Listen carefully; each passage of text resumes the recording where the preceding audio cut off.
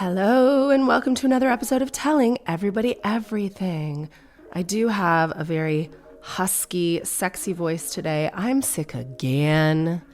Those of you watching clips of the podcast might think, how about some makeup in that case, Katherine?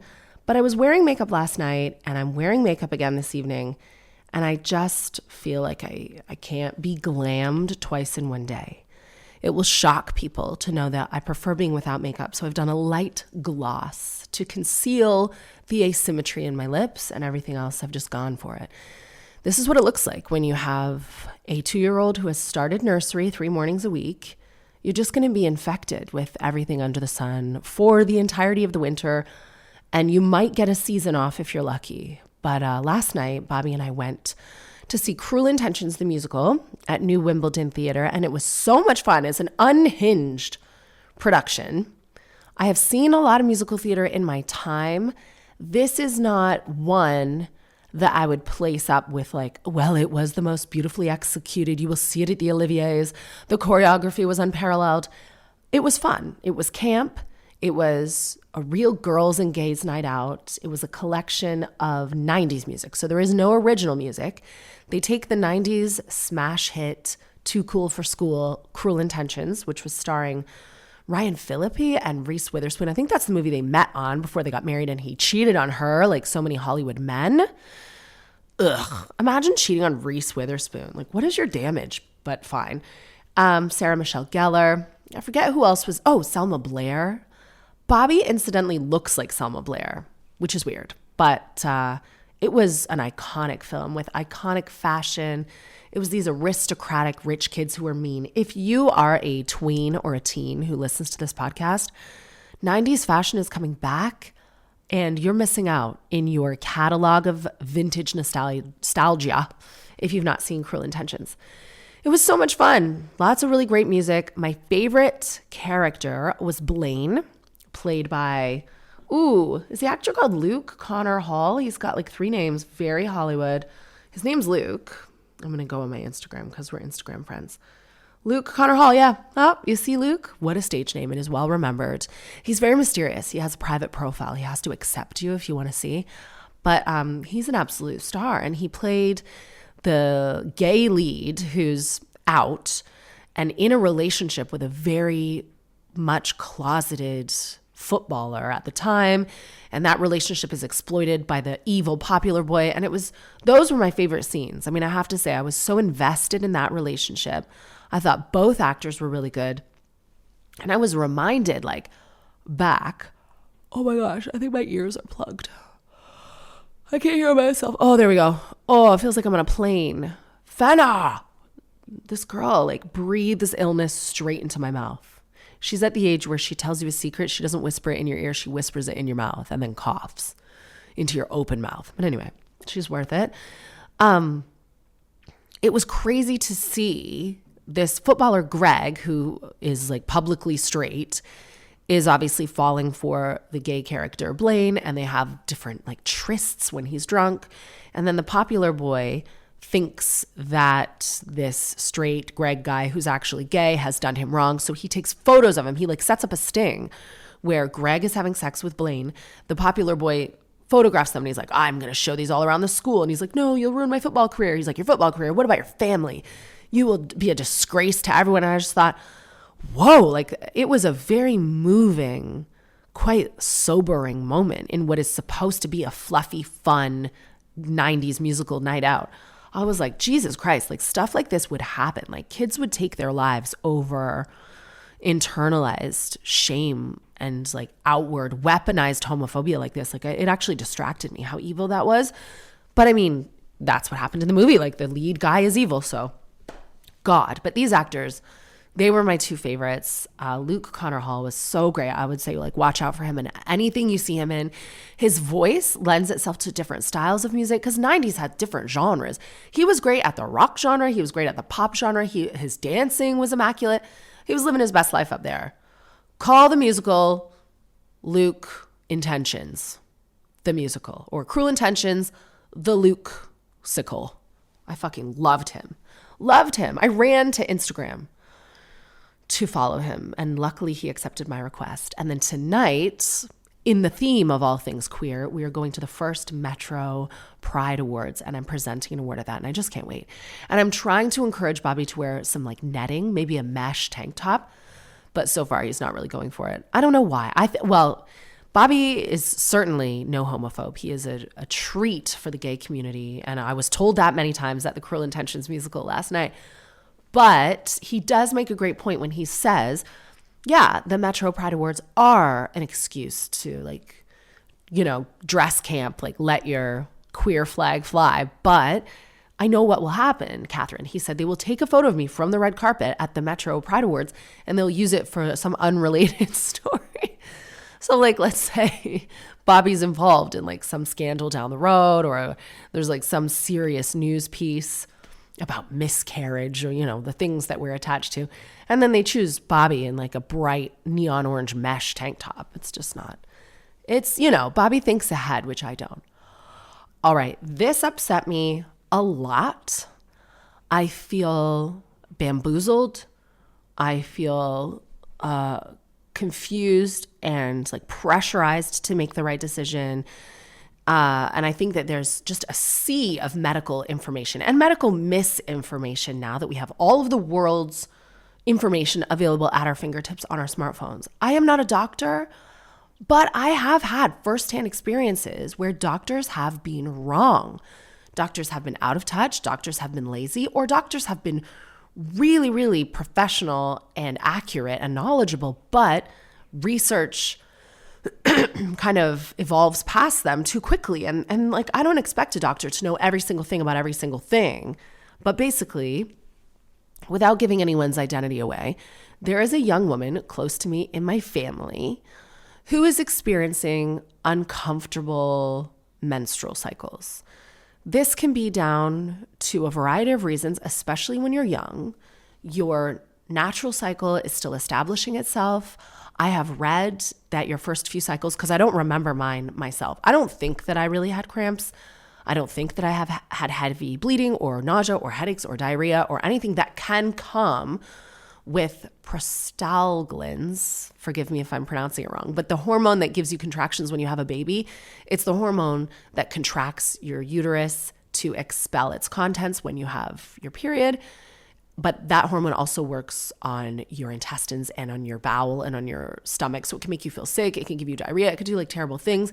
And your uterus contracting, sorry lads, like is painful, much more painful for some than others.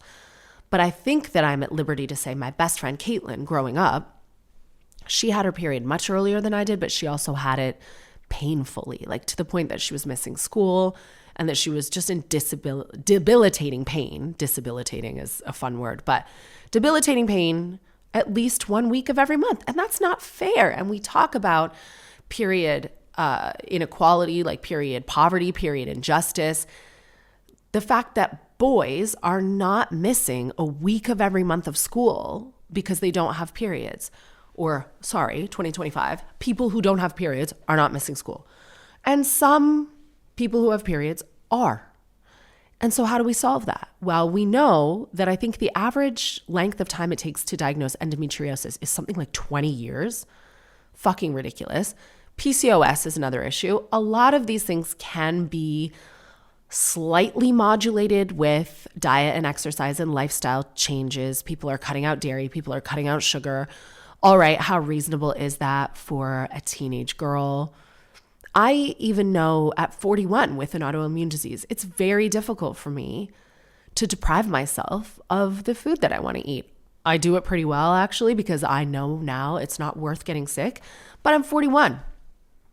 So for a young woman, I just don't think it's reasonable. All right. So I jumped through hoops to get an appointment for this young woman with a pediatric gynecologist. I cannot tell you how hard it is to get gynecological care for someone under 18. And that is fair enough because cycles are still really unpredictable. They're still regulating. We don't really know what someone's cycle is. And you can't really do intimate investigations on someone that young.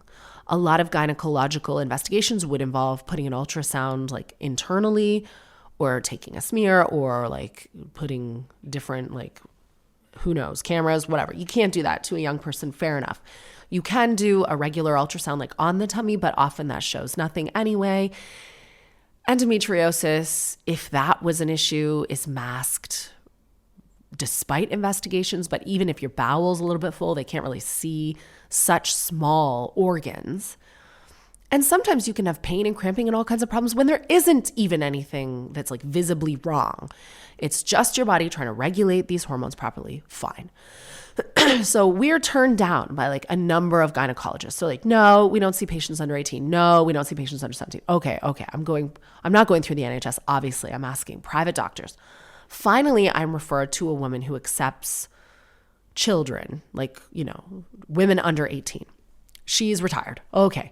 Then it takes me like another month to finally get a referral to a woman who is a pediatric gynecologist. Great. So I'm like, at this point, elated. I'm like, all right, great. I'm going to do these investigations. I found the right person. All my hard work has paid off. And we have a video call. No disrespect to this doctor. I am absolutely sure, because I had to jump through so many hoops, that she is one of the very best in her field worldwide. And I sound like some idiot moon goddess because I haven't been to medical school and practicing for over 40 years. However, I jump on a Zoom call with this woman, and the adolescent in my extended family girl is also on the Zoom call, describing some symptoms, talking back and forth. Without any investigations, without an in-person appointment, 2 solutions were suggested. Like, yes, there is a drug that's an anti-spasm drug that can stop some of that cramping. I like the sound of that, because I think often when we use just pain medication, we're putting out the smoke and not the fire. A spasm medication is another medication. Like, it's not the ideal solution, but okay, I was all ears for that. I'm not like anti-medication. And immediately the next option was, we can start taking the contraceptive pill. And I thought, well, isn't that a very extreme solution? Like, taking control of a young woman's natural cycle. I'm sure I've seen on TikTok and elsewhere that we're doing this less and less, that a lot of new studies and new doctors are saying, hang on, like 40-year-old women of today's generation with your little rainbow Louis Vuitton and your Cruel Intentions tickets, you were all put on the pill routinely at 15, whether that was because you were sexually active or because you wanted to regulate your periods or because you had bad skin or whatever. And we're now finding that even though the pill was an absolute breakthrough in the 60s and offered so many women autonomy and like full control over whether or not they had a pregnancy, and it has been useful for a load of other health issues, it's not without its risks and side effects. So why are we jumping straight to the pill, especially for an adolescent child? You can talk all day long about the controversy surrounding like transgendered healthcare, and people feel very against putting any young person on gender affirming drugs or any hormones or anything else. But what about putting a young woman on these like essentially hormones, gender affirming drugs or whatever? Like, how is it different? I don't think we should be just willy-nilly giving kids hormones. You have your whole life to be taking medication and to look at your hormones and to be on HRT as an older woman if that's what's right for you. But I just think it's jumping the gun too soon.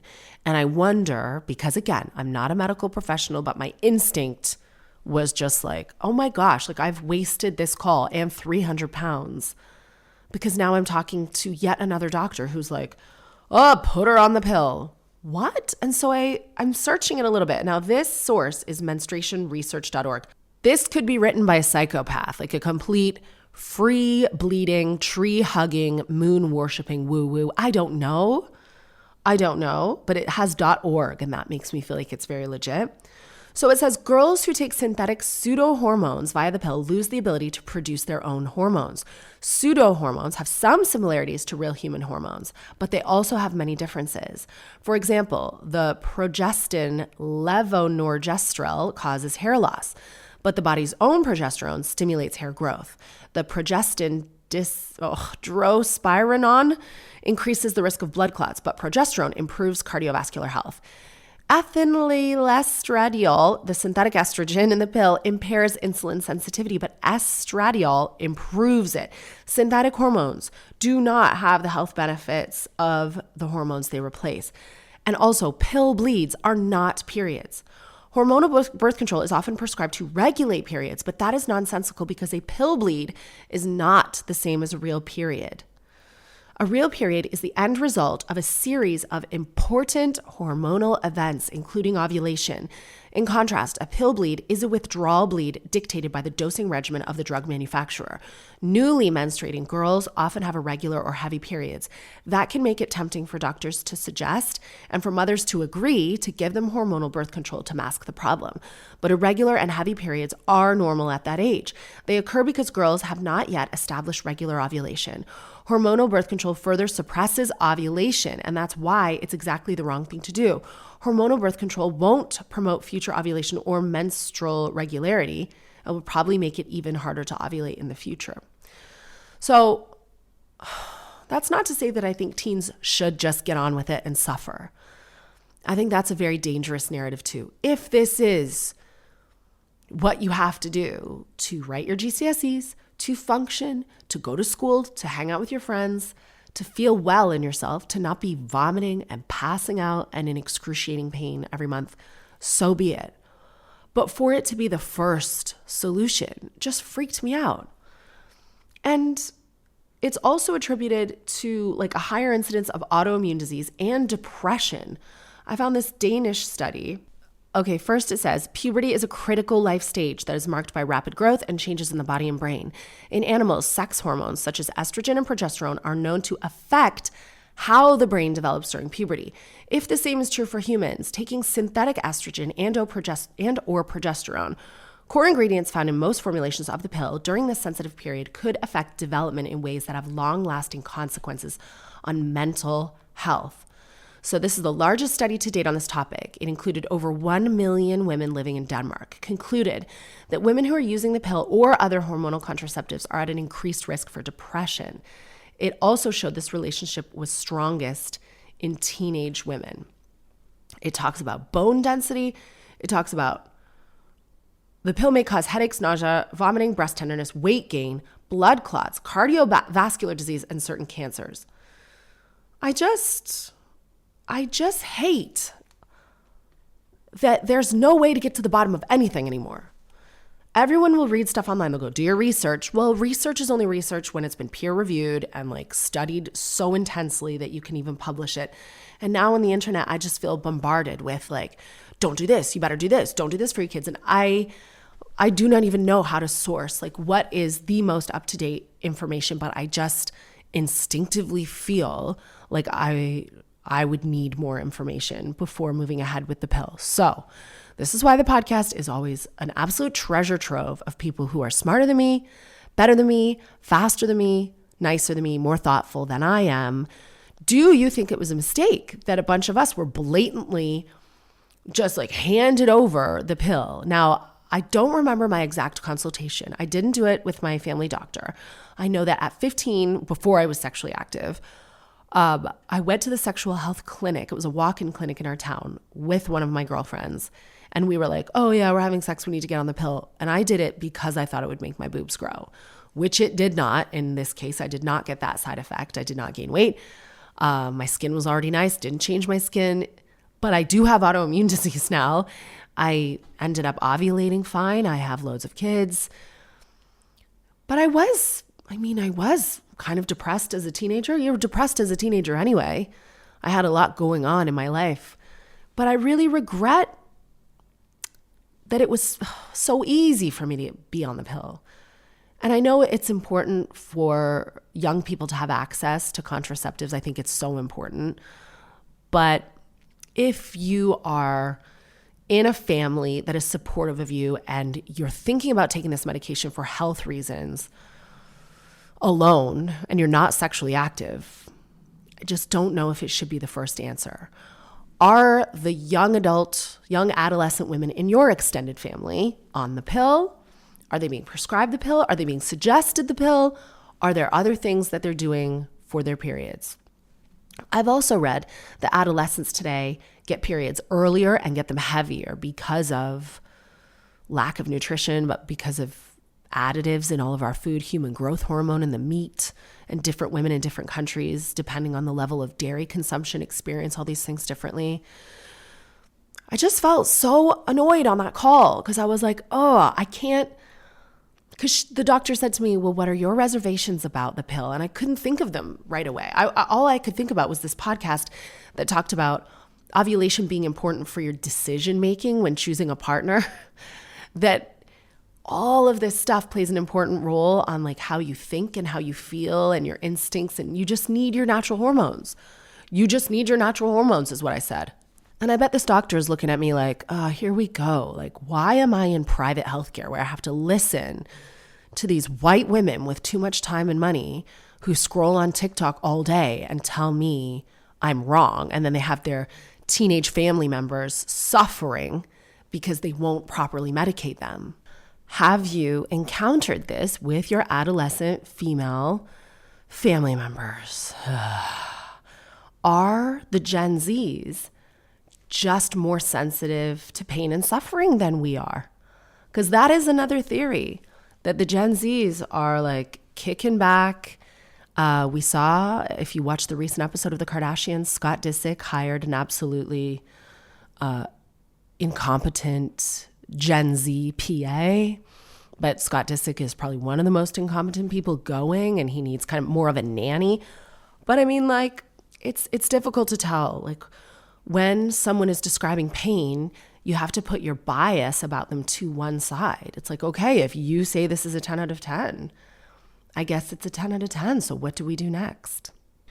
Anyone who has experience with this or who is a doctor, whether you're pro the pill or anti the pill, please write me a letter telling everybody everything at gmail.com. Should we put teenagers on oral contraceptive pills or not? Neo, who I met one time, I think on the Jonathan Ross show, he's basically practicing polygamy now, which is fun. The 45-year-old noughties hip-hop R&B star recently revealed that he has fully leaned into the lifestyle, and he's completely transparent with his 7 kids about it. I feel like I wasted a lot of time just being dishonest about things to the point where I'd taken this approach initially. I could have saved myself a lot of heartache and headache, he said. What he's referring to is a mortifying public Instagram post by his ex-wife, Crystal Renee, in 2022 that read, 8 years of lies and deception, 8 years of unknowingly sharing my life and my husband with numerous women who sell their bodies to him unprotected, every last one of them. Addressing a recent photo that showed him standing with 3 women, the singer said, "There's 4 of them in total. There were just 3 there that particular night." It works. It works. Everybody's honest. Everybody's telling the truth. Everybody's consenting. When asked if his kids have any questions about his unconventional dating life, Neo said, "Of course they do. And I answer them, honestly. Again, I'm not lying to nobody, not even my children. It's like, hey, this is daddy's girlfriend, and so is that, and so is that, and so is that." The beautiful monster singer said that each of his partners has a role in the household. He continued to say of his conversation with children, "She gonna make you some cereal?" Oh my God. "She gonna cook you lunch, and she gonna wash your clothes. It's all good." As for how he manages the relationships, he said, "It's not about juggling. It ain't about juggling. The key ingredient to making it work is honesty. Everybody gotta be telling the truth. You know what I mean? You're telling the truth. This sounds a whole hell of a lot like sister wives." When I met Neo on the Jonathan Ross show, I thought he was great. He was not sexually interested in me whatsoever. That came across. He is such a prolific songwriter. Like, I had no idea just how many of my favorite songs Neo had written. He is super, super talented. But I remember on the show, he was either just about to have a baby or just had a baby. And I remember judging him for that, being like, pardon? Because he was in the UK for a while. I forget what he was doing here, if he had a residency or what was going on. But I think he was on some type of UK or European tour for something like 10 weeks. And he had just had a baby like 2 days before. if I'm remembering correctly, and I'm not far from what was actually announced. It was something like that. And Jonathan's like, oh, and you just had a baby. And everyone's like, great. And everyone applauded. And I just sat there being like, what? Like, there's a newborn that's yours that exists in the world as of 2 days ago, and you're gone for the next 12 weeks. Okay. I thought that was very unconventional, as it is. And now that poor woman was being cheated on for 8 years. And that's good that he's found this lifestyle that a lot of people call ENM, ethical non-monogamy. There have been some people in my stand-up shows who've asked me about it and who are in such relationships. But a lot of them find ENM from trauma. They're like, oh, well, actually, my husband was cheating on me for 12 years and I just feel like every man's a liar, so I might as well, you can't fire me, I quit. Like, I'm in this game now of polygamy, polyamory, whatever, ethical non-monogamy, because I know that men can't be monogamous, so I don't want to be like scorned again. And that's how they get into it.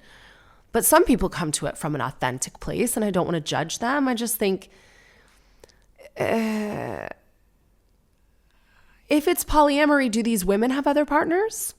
Are these women going home to 7 kids being like, I gonna make your cereal, like daddy number 1 is going to pay your school fees. Daddy number 2 is going to buy me the Birkin. Daddy number 3 is going to pay for the gas.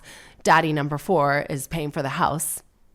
I don't think so. It feels a lot of times like this is dressed up as ethical non-monogamy when really it's a man being very, very, very traditional and being like, I pay for bitches and like they can make babies of mine whom I barely know because I go on tour, and I can have my children over and explain to them that all of these women are glorified servants, basically. She gonna make your cereal, she gonna wash your clothes, all of them are gonna suck daddy's dick. I don't love it, but last night after Cruel Intentions the musical, Bobby and I went home to watch not The White Lotus, though we are also watching The White Lotus, but I'm just so sick and tired. I keep falling asleep. So we just put on something nice, light, and fluffy, Meet the Baldwins, which we've been so excited about for so long. You will know Alec Baldwin from his incredible turn on Saturday Night Live. I think he's the very best guest actor they have ever had when he was Donald Trump. It was just so well executed, so funny. I loved him. I loved him on 30 Rock. He is an excellent comedic actor. Whatever it is you think about him and his personal life, whether or not he's responsible for the accidental death of the woman on set of his film. And I mean, what a nightmare to accidentally shoot someone with a prop gun and then you find out they're dead. Like, what a harrowing time in anyone's life that would be. And that's marred in controversy anyway. But also his leaked voicemail to his daughter, Ireland Baldwin, whom he shares with Kim Basinger. I remember when that came out, I was like 20 years old. And he left a 9-year-old a voicemail being like, you are a greedy little fucking pig. It was awful, but like, that's alcoholism for you. I hope he was drunk. Now he's got a reality show with his current wife, Hilaria, who fascinates me to no end because she's from Boston. She's from Boston. But she loves to be like, I am a Spanish. And then she forgets the English word for onion. And she's like, oh, my Alec, Hila. She dips in and out of like quite an offensive accent if you're just putting it on like I just did. Her name's Hillary, but nope. Hilaria. And she's a yoga instructor, or was a yoga instructor. Now she's basically a trad wife. She met Alec when she was something like 26. They were married at 27. And in the last decade, they've had 7 kids, which God bless them, but they still live in the Manhattan apartment that they bought before they had any kids. And Bobby said watching it, like that just stressed him out. He was like, well, why do they still live in an apartment? And I was like, well, Bobby, they're not showing the whole apartment.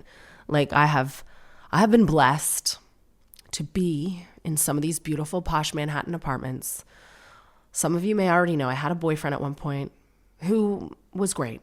And I loved him, and we're still very good friends, though we were not romantically suited for one another in the end. We're better off friends. I had no idea that he came from this kind of wealth. I literally did not know. And I do not chase rich men, though I might, if I still have a chance when I'm older, meet like a sultan or something maybe, who takes me on a trip. But I dated this guy, and he's like, oh yeah, we spent most of our time in London, but he lived in New York and LA. And he was like, oh, come to my flat in New York. And when I went to the flat in New York, I was like pardon? You're neighbors with Jeffrey Epstein. Like, what? And then all of a sudden I was like, I need to marry this man or else. And it wasn't meant to be, but I still think about the flat. So these Manhattan apartments, don't feel sorry for a family who live in a Manhattan apartment. New York is their playground. Central Park is their backyard. Like, they're living the life. And we don't see all of the flat in the series, but I'm sure it's multi-level. It's like supremely beautiful. But for the purpose of the reality show, they've got like 7 kids crunched into one New York kitchen. And it does feel a little bit claustrophobic. Here are some reviews from Meet the Baldwins. You can watch it on Discovery Plus in the UK. It's on TLC, I believe, in America, but that's how we access TLC in the UK, on Discovery Plus.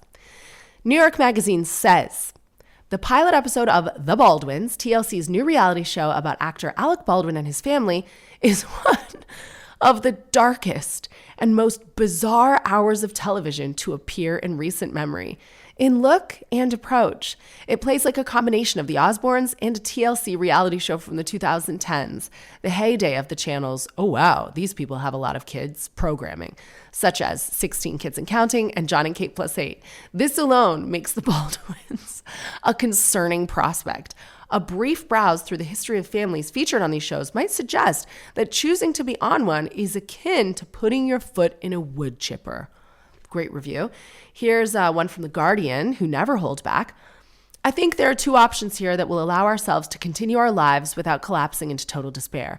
The first is that a secret cell of revolutionary communists has successfully infiltrated the commissioning corridors of the Discovery Channel and created its new reality show, The Baldwins, as a weapon to bring down Western capitalism. It stars Alec and Hilaria Baldwin, their 7 children, and 8 pets. I forgot to mention the 8 fucking pets. Come on, like, make 7 people, sure. The 8 pets in that flat are unnecessary. As they negotiate their chaotic family life, split between their Manhattan apartment and East Hampton summer home, with 2 nannies and a lot of talk about love and choosing to grow through problems. Within 20 minutes or so, I expect most of us will be prepared to man the barricades. The second is that The Baldwins is actually a covert addition to the Tina Fey universe. Perhaps The Baldwins is beyond parody because it is a parody. The show is being maligned as a blatant vehicle to rehabilitate their collective image, with Alec's aforementioned involuntary manslaughter of a cinematographer and Hilaria's outed posturing as ESL. I love English, she says. I also love Spanish. And when I mix the two, that doesn't make me inauthentic. It makes me normal. Ponders Alec during a confessional at one point. Sometimes I say, why do we have 7 kids? And then I realize, to help carry me and you through this situation. Oh, that seems very helpful and healthy. My review, I mean, I did fall asleep because I've got too many kids too, Alec. Game recognized game. It was a window into the potential future of At Home with Katherine Ryan. I'm going to have to like shoot a cinematographer first. Obviously, we're going to have to get Bobby like a culturally insensitive accent, but we could get there. We should do like a Meet the Baldwins episode on At Home with Katherine Ryan. I'm going to have to rewatch it again. I am fascinated by this couple, and I'm excited by the prospect of this continuing because there just isn't enough right now of the television that I love. And a lot of new things have been coming out, and that's been exciting for me. But when you're in a relationship like mine, it's difficult to find something that everyone loves. And Bobby is a huge Alec Baldwin fan, though he's horrified by the chaos that's unfolding in front of him in this series. I think that this will inspire people to watch old SNL episodes. This will inspire people to watch 30 Rock again. I really need to get to the bottom of Hilaria's like whole thing. I really don't understand this woman. And I think maybe they're done having the kids now. And I think maybe for me, it's been a wake-up call of like, 7 is too many. Like, is there enough love to go around? No. And what can I do to get an apartment in Manhattan? All right, into the emails. Joanne has filtered through a lot of messages about Fred. I was talking about the way that he fixates on things and he always needs to know what's happening next, and he's scared that a tiger's going to eat him in the woods now, and I shouldn't have told him that, yes, a tiger in the jungle would eat you. Bobby has since listened to that episode, and he's presented me with research that suggests, no, a tiger would not even eat Fred if he was in the jungle. Apparently, tigers, this has caused like a whole slew of arguments in our household, but tigers do not attack if they're not hungry unless they are threatened or startled or provoked. So if a little 3-year-old boy is just like wandering in the jungle, the chances are high that a tiger would just leave him alone. Bobby pointed me to an example of a postman who for some reason had a route that like went through a jungle every day for a number of years. And the tigers never ate him, but then one time he decided to ride his bicycle and then the tiger ate him because he provoked the tiger's natural instinct to chase. But I just feel like we live in the house with Willow, who, God bless her, she's like one of the most inbred, like no natural instinct cats of all time. She's soft, she's gray, she's still a kitten, but she hunts and stalks us and we do not scare her, provoke her. We don't do anything mean to her. She's well fed. She like pounces and finds us and scratches us. Notwithstanding, because he has never been investigated or formally diagnosed with anything. So I don't mean to like assign anything to my son that isn't fair. But I can say that through this podcast, a lot of people talk about their own experiences with their own children and know they're not offending me when they suggest that either I or any of my kids might be like high masking, neurodiverse.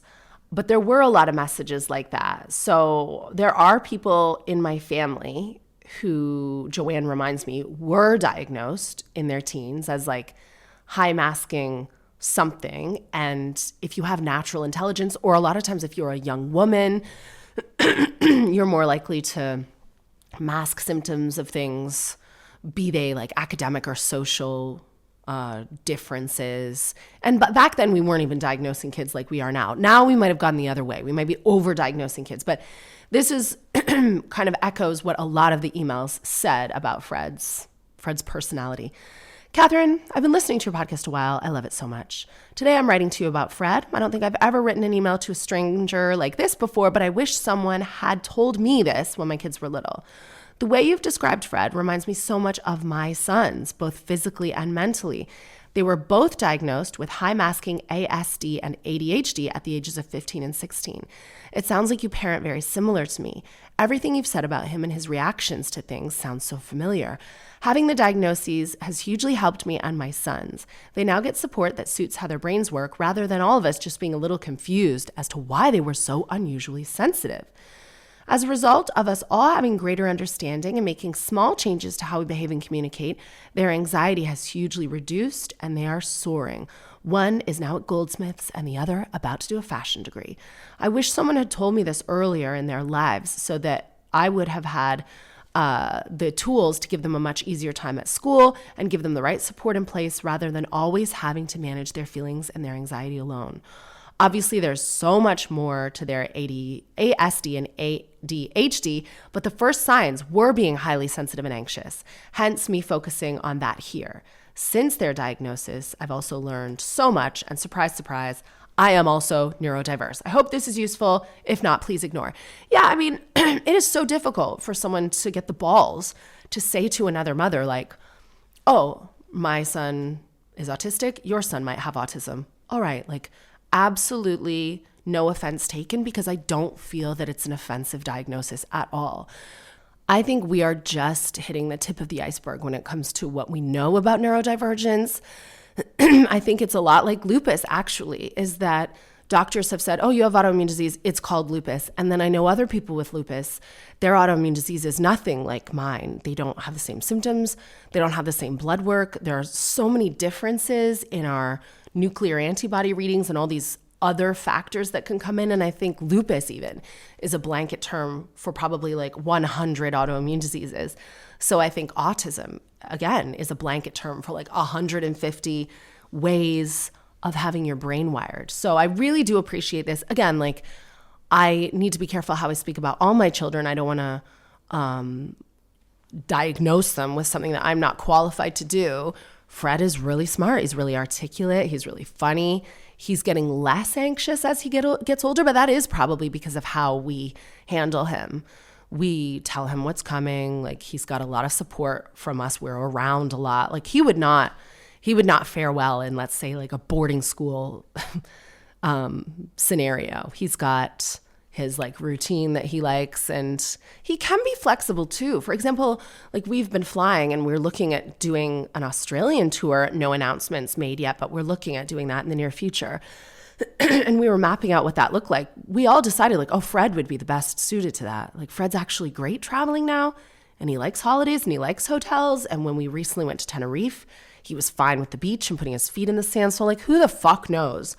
But I think it's wonderful to have conversations about neurodivergence and what that looks like. And something I really loved that I received to my Instagram, which like it's kind of it's not dangerous to send me a message to Instagram, but it's less likely to get read on the podcast because I am probably neurodivergent and I don't organize my DMs the way Joanne organizes my emails. But someone talked about the vagus nerve and how that is linked to neurodivergence, but it's also linked to digestion. And the fact that Fred had reflux and eczema and all these things is vagus nerve related. And that, I mean, look, like I said from the beginning of this episode, I wish I was a doctor, but I am not. So I think all of us are navigating these kinds of things in this new brave world as parents. And like, it's annoying that there's so much information, but it's also really useful because then you can arm yourself and at least when you find the expert that you want, know what questions to ask and intervene as quickly as you can. Intervene quickly with the period cramps, intervene quickly with the oversensitivity to being stalked by a tiger in the jungle.